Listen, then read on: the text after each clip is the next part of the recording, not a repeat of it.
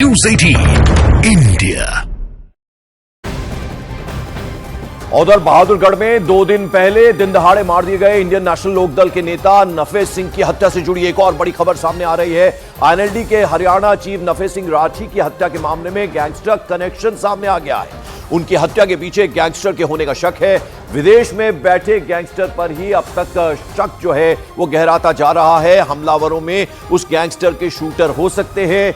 5 shooters ने नफे सिंह की car पर बीते रविवार को ताबड़तोड़ फायरिंग की थी, जिसमें नफे सिंह राठी और उनके एक सपोर्टर की मौत हो गई, जबकि उनके ड्राइवर और बॉडीगार्ड बुरी तरह से जख्मी हो गए। किस तरह से बाकायदा टारगेट करके उन्हें मारा गया।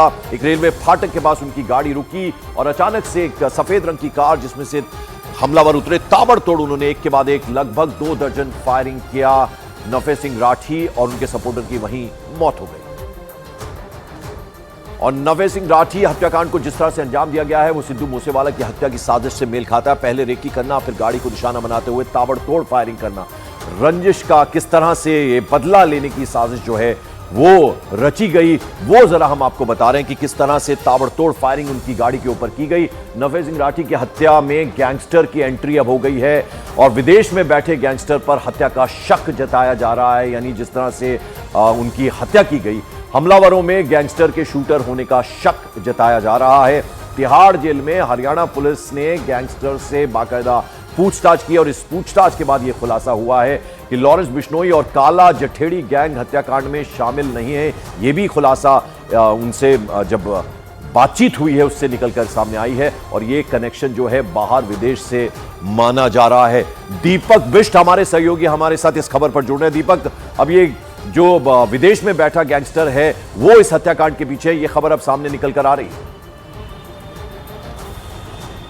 देखिए पंकज, जिस तरह से अब तक पूछताछ हुई है इन क्रिमिनल से, तो जो क्रिमिनल्स का बैकग्राउंड रहा है वो चेक किया गया है। वहीं जो हिरासत में लड़के लिए गए हैं वो आरोपी कौन है इनके बारे में पूछताछ की जा रही है, क्योंकि कुछ गैंगस्टर हैं जो, और सबसे बड़ी चीज़ पंकज ये बता दूं, जब भी हरियाणा या फिर दिल्ली या फिर पंजाब में कोई ऐसा बड़ा क्रिमिनल केस होता है तो सबसे पहले गैंगस्टर फेसबुक या सोशल मीडिया के जरिए अपनी भूमिका वहाँ पर हामी भरते हैं कि ये केस उन्होंने किया। और ये ऐसा केस है पहला जिसमें किसी भी गैंगस्टर ने अपना हाथ होने से इनकार किया है या अपनी पोस्ट नहीं डाली, क्योंकि पहले सोशल मीडिया पोस्ट पड़ती थी, चाहे वो लॉरेंस हो, हिमांशु भाऊ हो, गोदारा की तरफ से हो।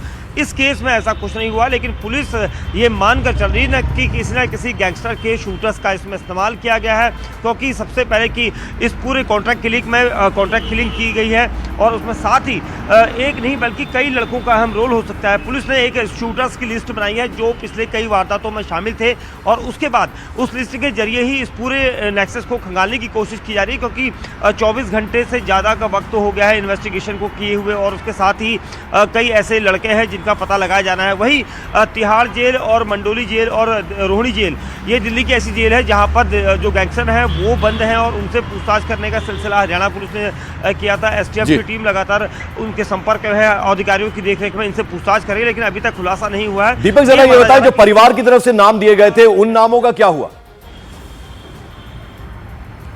देखिए, जो परिवार ने नाम दिए हैं उन लड़कों से पूछताछ की जा रही है। वहीं साथ ही ये कहा जा रहा है कि जो लोग किसी न किसी गैंगस्टर के संपर्क में थे या पिछले कुछ समय से लगातार किसी न किसी गैंगस्टर के टच में थे, उन्हें यहाँ पर नोटिस किया जा रहा है, वो रडार पर सबसे पहले हैं। और परिवार ने जिन लड़कों के नाम दिए हैं उनसे भी यहाँ पर पुलिस पूछताछ कर रही है, ताकि और जितने लोग फरार हैं उनकी तलाश कर रही है। बहुत बहुत शुक्रिया इस अपडेट, इस जानकारी के लिए दीपक बिष्ट।